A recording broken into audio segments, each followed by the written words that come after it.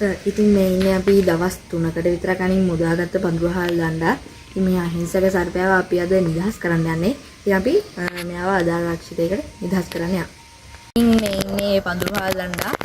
ඉතින් වීඩියෝ කරන්නේ මගේ යාළුවා. එයයි මායි තමයි ගොඩක් අපේ ගෙවල් පැත්තේ සර්පේ මාවන්නේ අල්ලගන්නේ නුවරාවට. ඉතින් දැන් මං යාළුවාට දෙනවා මෙයාව නිදහස් කරන්න කියලා. ඉතින් අපි එයා යන විදිය බලමු. ඉතින් මේ ඉන්නේ මගේ යාළුවා.